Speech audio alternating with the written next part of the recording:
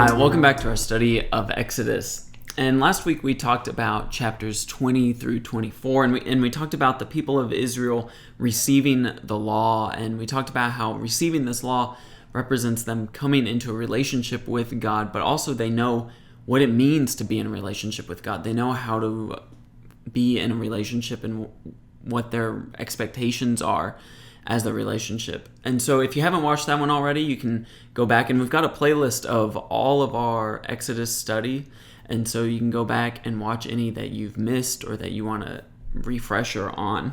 And also make sure you hit the subscribe button down below, just that way you get notified of every time we upload a video. And so today in our study, we're going to be talking about Exodus chapter 32. And we've only got this lesson and one more lesson before we finish our study of Exodus. And if you enjoy these classes, be sure to check out Gary Goodger's class where he's studying the Gospel of Mark, and he's going through a very detailed study of Mark's Gospel. And so be sure to check out that, and we've also got a playlist of those lessons as well. And so let's get started with chapter 32. And so a little bit of context. Moses is up on the mountain. He's receiving the law. And the people of Israel, along with Aaron, are down at the base of the mountain. They're at the base of the mountain. They can't go up the mountain. And so Moses is up on the mountain, and the people of Israel are down below.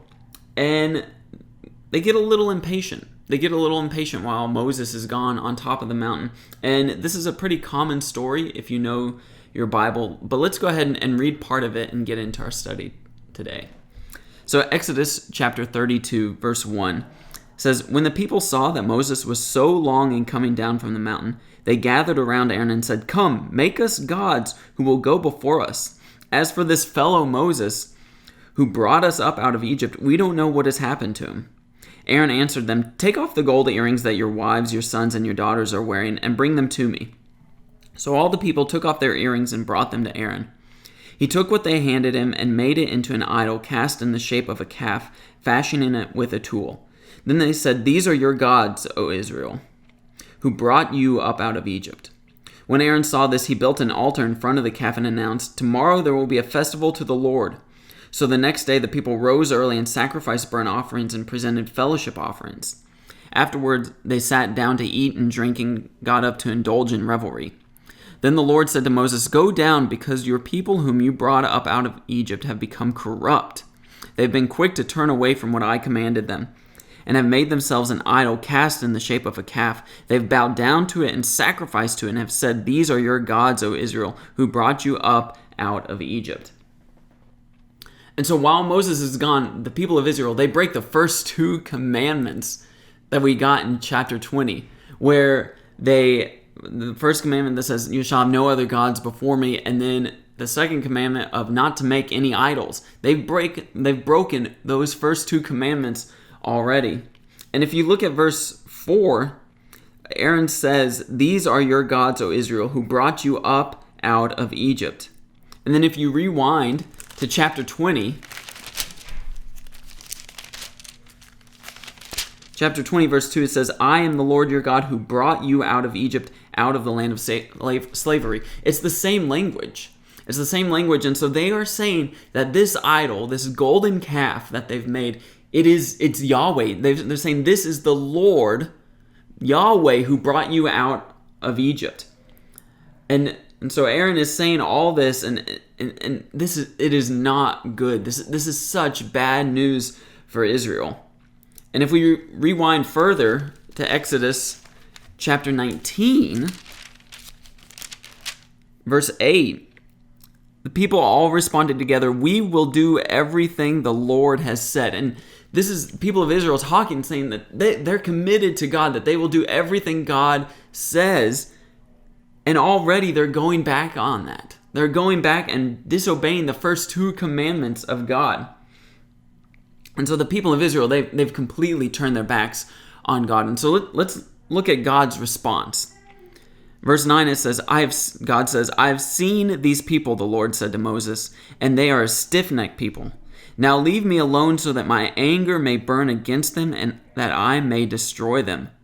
Then I will make you into a great nation." But Moses sought the favor of the Lord his God. O Lord, he said, why should your anger burn against your people, whom you brought out of Egypt with great power and a mighty hand?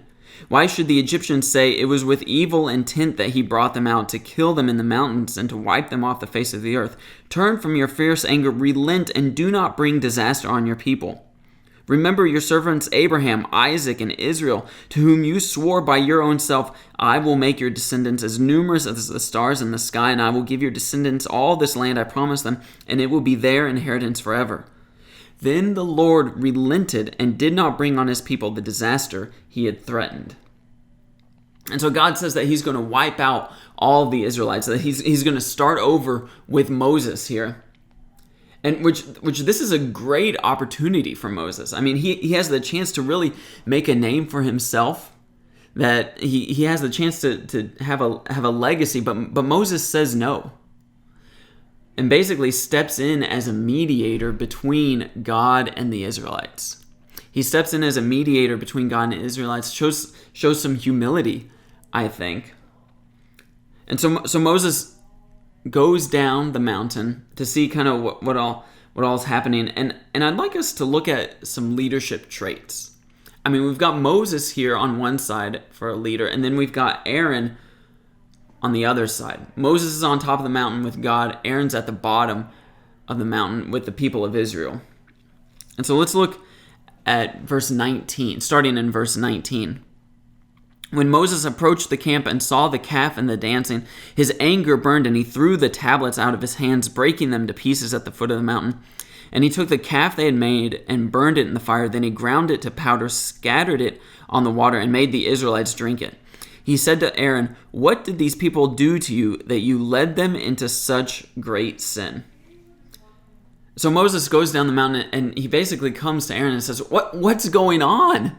You know, I kind of think of it like the parent who comes home early to find that their kids are throwing a party at their house. And so he goes to Aaron and asks Aaron what's happening. And I've always found Aaron's response very interesting in these next few verses. Verse 22, Aaron says, do not be angry, my lord. Aaron answered, you know how prone these people are to evil. He says, the Israelites are prone to evil. You know, he's kind of casting the blame on Israel. He's throwing them under the bus, saying like he's saying, Moses, you know how messed up these people are. They're evil. They're pure evil. It's their fault that all of this has happened.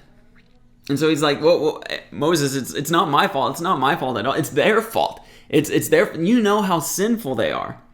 And so Aaron continues in verse 23. Says, they said to me, make us gods who will go before us. As for this fellow Moses who brought us up out of Egypt, we don't know what has happened to him. And so, you know, we could rewind in chapter 32 and you see, okay, that's true. That part's true.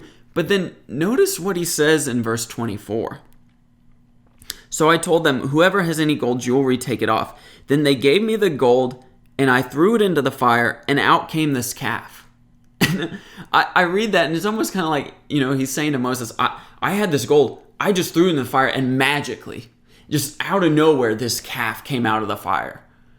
You know, and it's kind of like the kid who gets caught by his parents for eating cookies out of the cookie jar. He's got crumbs all over his face, and the kid just says to the parents, well, the cookies just leapt out of the jar into my mouth. You know, and it's like you hear and you're like, you look at it like, that is the craziest, most ridiculous excuse I've ever heard. And so, you know, he says that this calf just came out of the fire.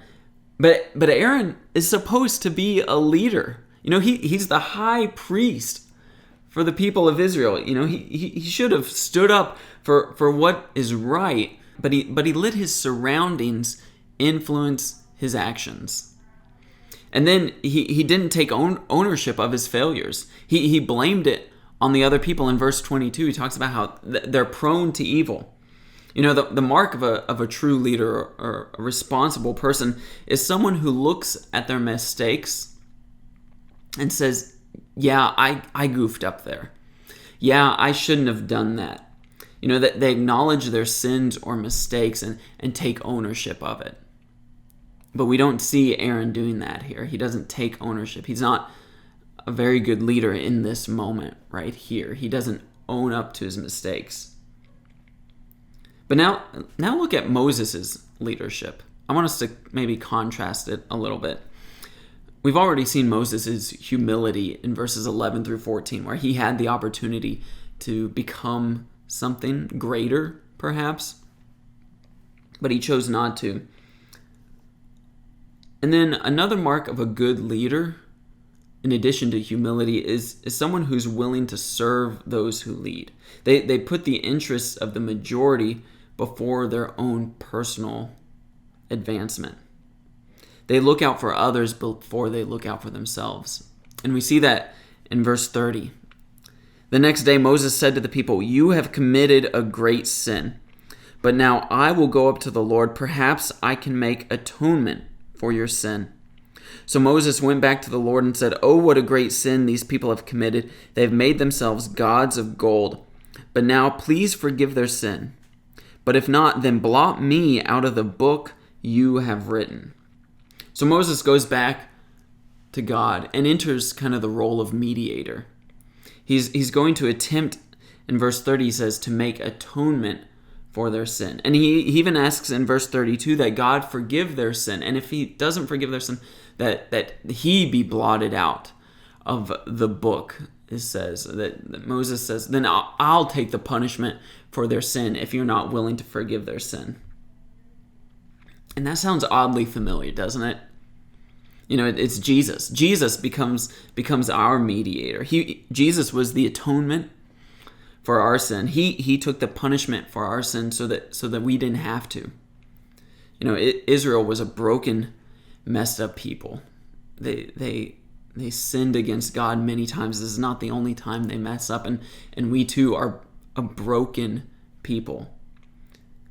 But thankfully, we have a God who sent his Son to come to earth and to die for us. You know, Christ bridged the gap between us and God. He was our mediator. He was our atonement. And next week, we're going to talk about that gap. You know, we're going to talk about how God came down to earth in the Old Testament to begin some restoration of the broken relationship between God and mankind. Thank you for joining us today. I hope you've enjoyed the study of Exodus chapter 32 and kind of this look at Moses' leadership style and Aaron's leadership flub, perhaps. And I hope you'll join us next week as we kind of wrap up our study of Exodus, as we look at God coming down and restoring that relationship, or beginning to restore that relationship. Thank you, and God bless.